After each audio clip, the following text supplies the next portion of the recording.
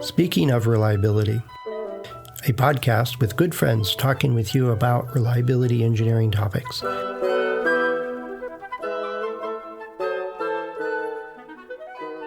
right, welcome to Speaking of Reliability. This is Fred Schenkelberg. And this is Kirk Gray. Hey, Kirk. Hey, Fred.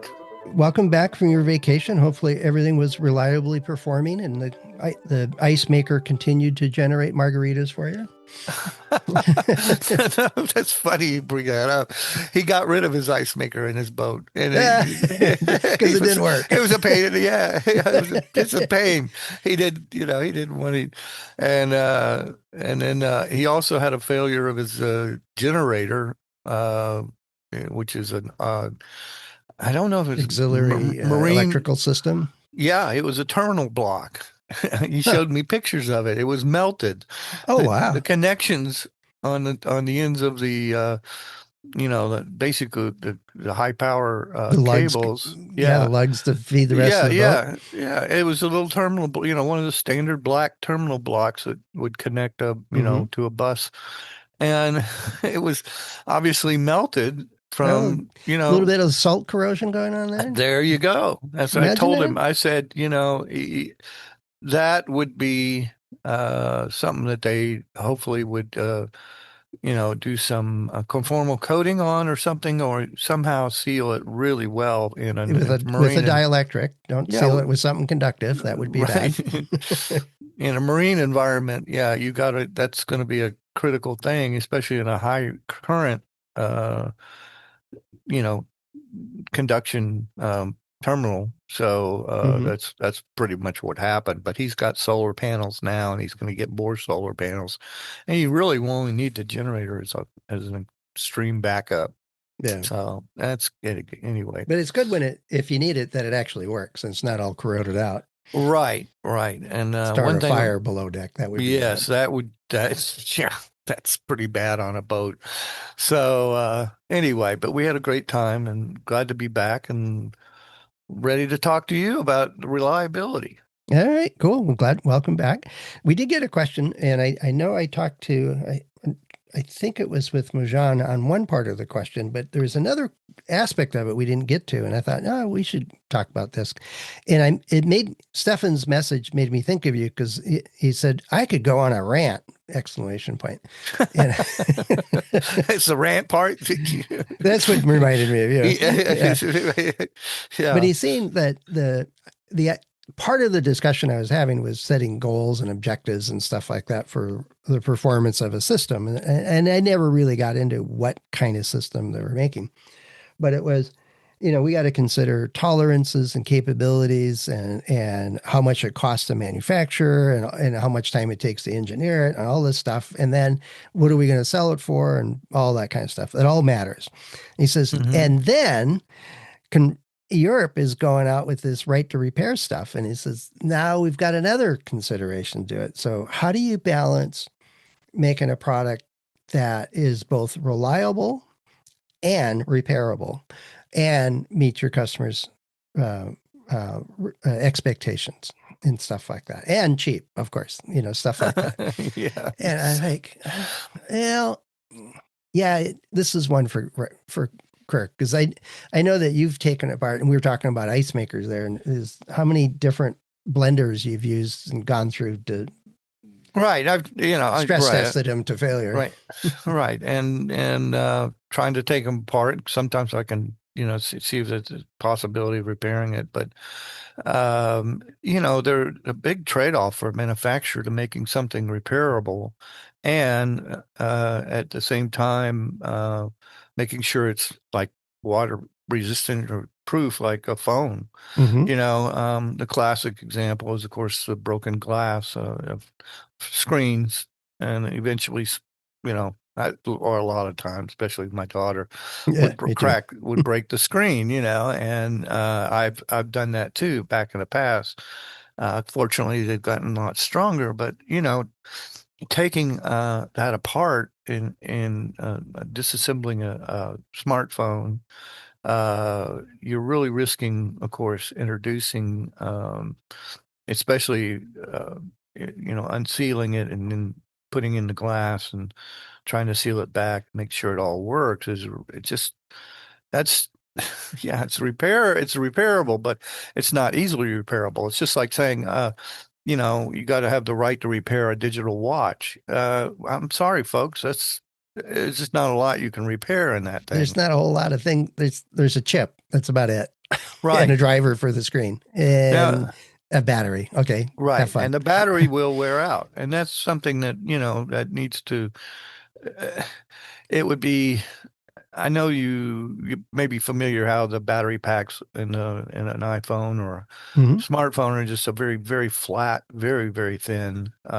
fixed to the back of maybe the back of the case or whatever. Hmm. And it's possible that they could make that easier, but taking it and opening it up, risk now making it less water resistant and, in a Well, I rainstorm. mean, but So, this has been solved before. People have been making wristwatches with the little disc batteries on the back of it, and there's a little port. Basically, you get a nickel or a quarter. Remember those nickels? yeah, oh yeah, And you yeah, twist it open, and you pull the right. battery, put a new Yeah, battery, and twist it closed, and you can go sure. swimming with it. It was fine. If you didn't damage that little O-ring that was around it, Yeah, well, yeah, but it worked.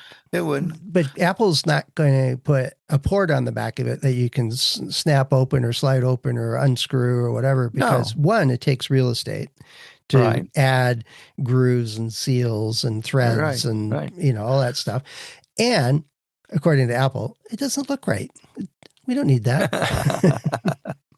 Well, you probably remember the days that you did have you were able to swap batteries Oh yeah, in a you had to, phone. because if you're on the phone more than 4 hours, you Yeah, had to change the battery. yeah, yeah. So they did make it easy to plug in and unplug it without opening a case and ungluing the whole thing and then Hmm. trying to glue it back together. So, but you're right. It's not aesthetically pleasing to have a little door, and it's also the reason they got rid of that 3.5 millimeter audio Audio plug. ports, they couldn't seal it. Right, Took too much real estate right. to seal it. It took two. It's right. Another potential leak through path. Hmm. So, and now they're, able to withstand several feet of water for some period of time. Yeah. But so, the whole right to repair came about from, I think, the John Deere or farm equipment here in Colorado, at least Yeah, for because this they put state. in, didn't they put in some like proprietary software stuff Exactly, that you had to be at a exactly, dealership to do it? exactly. You were And locked oh hell, in. my combine just stopped, and they call a dealer and they say, "Well, bring it on in," and they're Right. 400 miles away. Right, exactly. And so, they force the manufacturer now to be able to let the uh, end user or the owner to be able to access the necessary software or I think parts or whatever Hmm. and repair it themselves. And I'm sure most farmers are pretty handy with that. They probably have to work on their own equipment all the time. Yeah, no, it's And it's kind of the old standard. Is if you got a tractor, you got to be part metalsmith, part engine mechanic to right, keep it running. You just have yeah. to. Kind of like my brother on his boat. He's got to work on everything because when you're, 200 miles from the from the shore. right, you better be self-sufficient. So, That's right. but you got radios, and he has people all over helping him, and he can call out now, Yeah. fortunately. But Yeah, yeah, but it's one of those things though. In the design, the reliability part of it is, I mean, there is an adage for industrial equipment, right, where right, uptime is critical, right? right. And I ran into this even with a server. It was a workstation at the time, and they had problems with the motherboard, and they were pushing the edge of technology a bit with Hmm. that. Not too terribly hard, but people counted on it. They would get it, and it was for CAD work and simulation work and stuff like that. And if that engineer's computer was down, they were down, right? It's not like you pick up a slide rule and do the same kind of work. And Yeah, HP at the right. time, that division said, "Oh, well, if you have that problem, box it up, ship it to us. We'll fix it and send it back to you. It'll take about a week, maybe 2 weeks." And they're like, "No, I'm going to buy a Dell." by somebody Yeah. else. I Right. can't afford to be down. Right.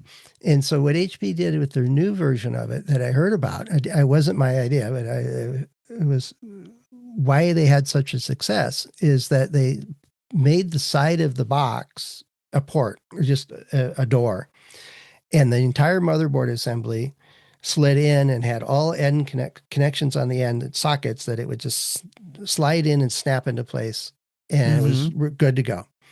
And the power supply was separate, the display and all that other stuff was separate, but the main thing that they were having trouble with was this motherboard. And so they knew they had trouble getting the design right, and they did a bunch of work there to actually make it work better.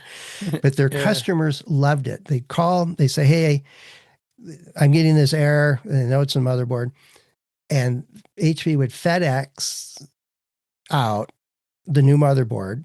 They'd open up their side door, pull the old board out, stuff the new one back in, and they're up and running. And they take the other one, put it in that packaging from FedEx, and ship it back.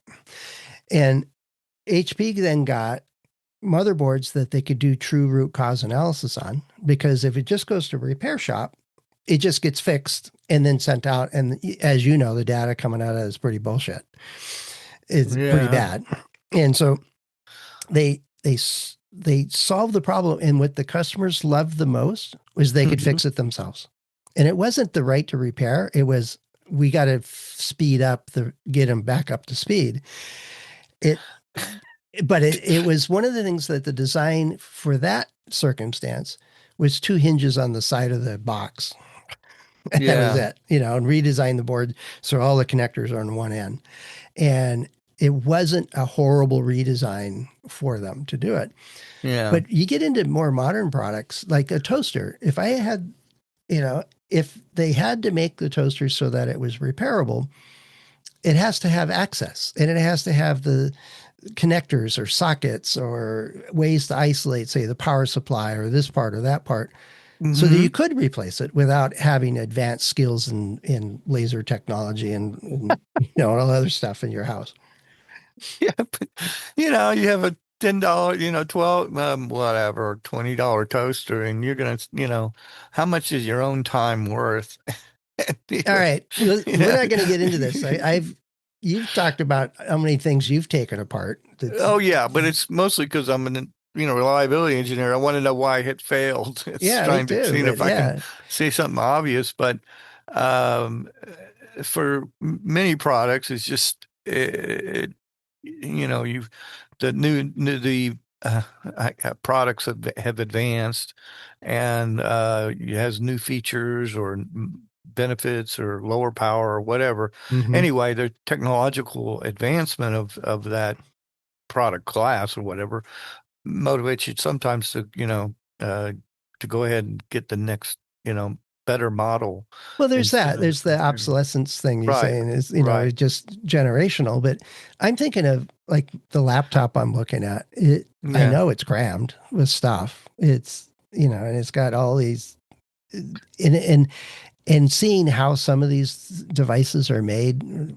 is, Yeah. we don't have that capability at a house. No. If I go to a repair shop, they're just going to replace everything. Just take the guts out, put new guts in it. Exactly. It's just like trying to, saying going to a watchmaker and asking them to repair your My old smartwatch, Timex. or your or your Apple iWatch. Mm-hmm. I'm sorry, it's not really something you can do other than pull out that module and put in another module, which is If basically, it's capable of doing that, if it's yeah, not even hardwired in, right, if right. you're in there doing microscopic soldering and have to get it right, and you don't have a robot doing it, that's not repairable in my mind.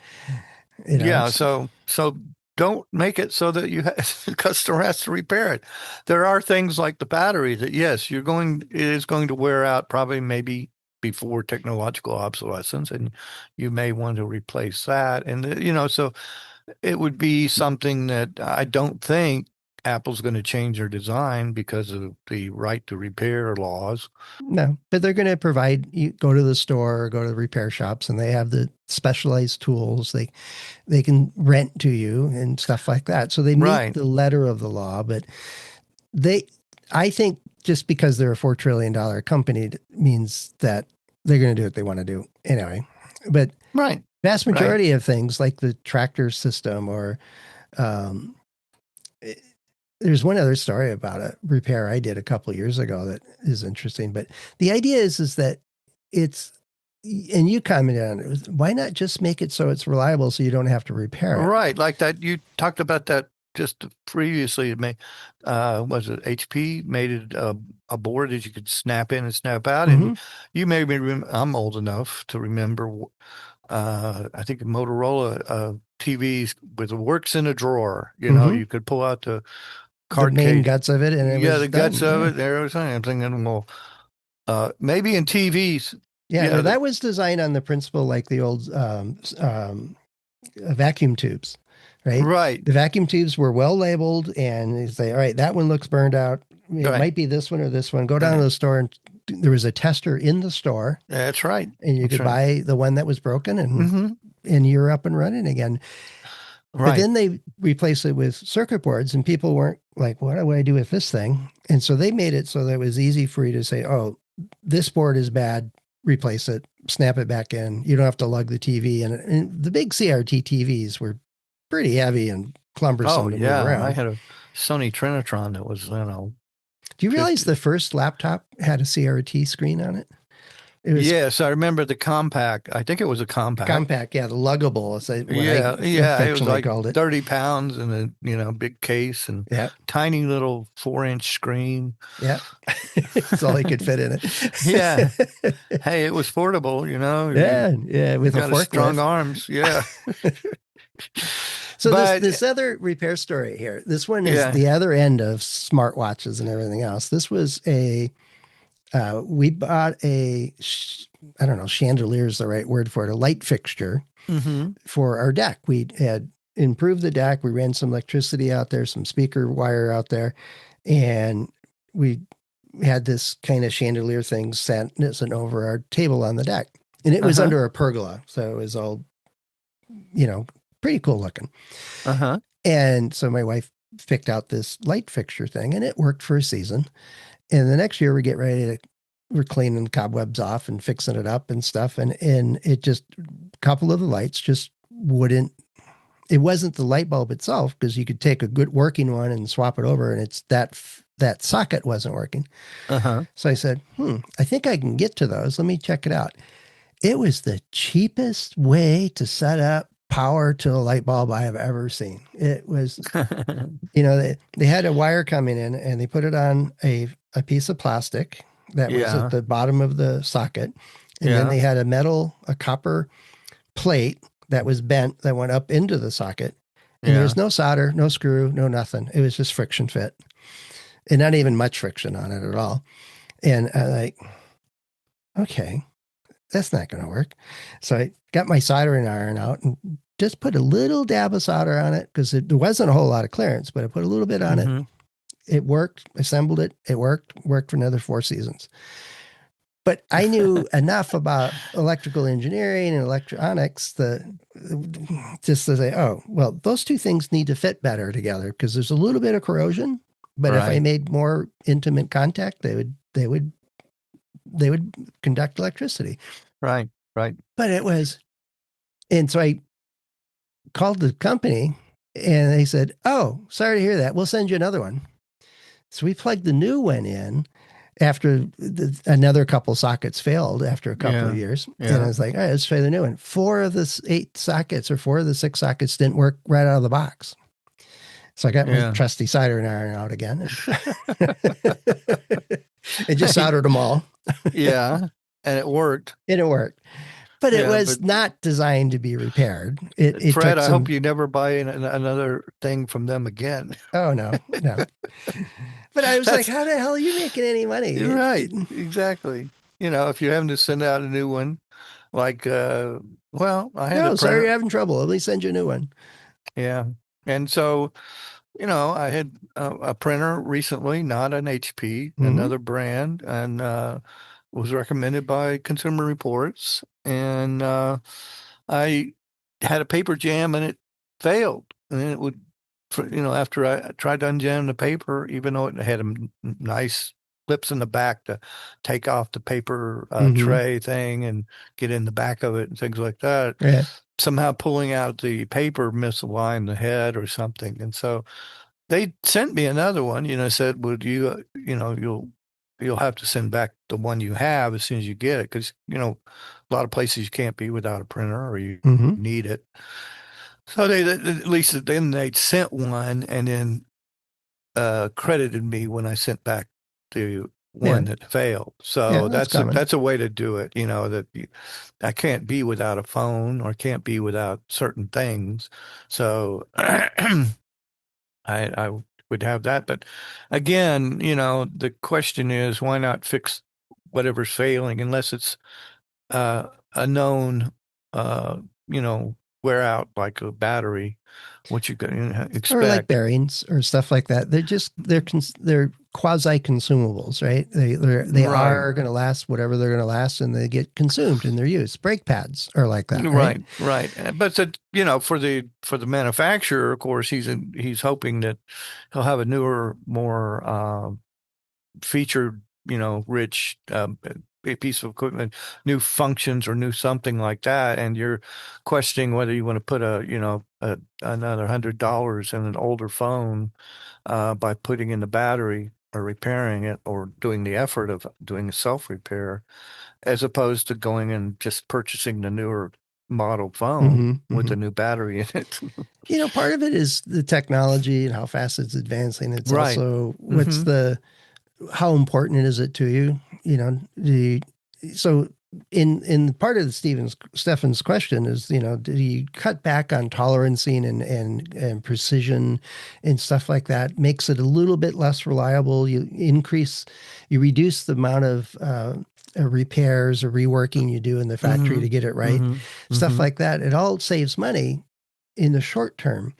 Mm-hmm. And what I find is the real challenge, and I use this all the time, and I think it was about the time you were at Dell, is that their customer service and their repair system was so good that people that had their laptop fixed by Mm-hmm. Dell or their computer fixed by Dell Mm-hmm. were better customers. They stayed with the company because they Right. experienced how good it was. And then they Right. switched off to some fly by night customer service system and lost all of that credibility pretty Mm-hmm. much overnight. It was amazing how fast that deteriorated. But it Mm-hmm. was part of it was able to be repaired, these older laptops and stuff like that. But it was also it's not just that it's designed to be repairable, that there's a hatch there or a clip you can get into the back of the printer or whatever, but Right. it has to actually be easy to do and convenient and be successful at it. So if you would have removed the paper, put it back together and still printing with that same printer, you would probably be more loyal to that brand. Right. But your experience was, oh, good grief, they can't even make this right. Right. Right. So, and they I wonder if they figured out why pulling the paper out of a jammed printer would misalign the head or somehow do that, and Mm-hmm. they couldn't, the customer couldn't reset the head alignment, which I Well, you tried can several imagine times. the tolerance stack inside a printer to get the paper and the print head to Yeah, be where they think they are. yeah, it's pretty amazing. I think that they do what they do Mm-hmm. and can flip, do both sides of printing and it's got, fax scanning or not fax. That's funny. They still have that function. You know, But it, it's kind of built when's into the some last other time you chip. said that? Yeah. But making it repairable has trade-offs to make it possibly less reliable. That's the problem, and maybe even less easily manufactured because you've got to make sure that somebody can get into it. I guess Yeah, there's more I don't know fasteners, what more the connectors. it'd be interesting to see the fine print in the laws that they're trying to say. How it's got to be repairable. You Yeah, know. But we remember the old PCs where you could open up the back and there's a graphics board and the dim memory chips that you could or put in snap and in. out. Yeah, Yeah. So it was, I don't know right now. I haven't looked at mine. So, the good uh, old days. yeah. whether I'd be able to repair the one I have, and in general, I don't expect to need to, and it's been pretty reliable. So, Yeah. And and they all of should the be. and all of the systems we're using to record this actually stayed in service for the last 20 minutes or so. So Yeah, it's all good. I'm glad yeah. that your trip That went well, although you didn't have ice. So, had to suffer through yeah, in this yeah, vacation. yeah. We made it though, and Yeah. so yeah, we're looking forward to maybe going back next year. Yeah, that's Oh, cool. yeah. So, and I But met. Go ahead. well, the idea is that uh, Stefan sent us a question. It had a couple of parts, so we got a couple episodes out of it. But Okay. at this point, I usually say, if you've got a question, that kind of stuff. Um, but I think we kind of covered this one pretty well. A couple different angles to it, a couple different things to consider. But it's just because it is repairable doesn't mean it's good for your brand. It's got to be pleasant to repair it. Yeah. It's kind of the bottom line of this one. And every repair job takes there is a risk of introducing a new flaw or a new issue if it's not done, correctly. So, That's right. Oh, you and I both know this firsthand, don't we? yeah, Yeah. yeah. So if you've broken something recently, let us know. How did you repair it? Or did you repair it? Or all that good stuff. Or if you've got a question or a comment or a thought on some of the topics we cover here or have another idea for a topic, let us know. Head over to accendoreliability.com/go/SOR, and there's a couple of ways to get in touch with us. Kirk and I and the other hosts are available through LinkedIn and our About pages on accendoreliability.com. Basically, lots of ways for you to get in touch with us. Very low barrier to entry. And so come on over and join the conversation. We'd love to hear That's from right. you. Yep. Send those questions. We love them. We love them. All right. Thanks so much, Kirk. We'll All talk right, Fred. margaritas later. Okay. Thanks for listening to Speaking of Reliability. We invite you to join the conversation. If you have a question or a topic that you think we should discuss in a future show, please let us know. You can find a comment box below the episode show notes, or just leave a note as part of a review on iTunes.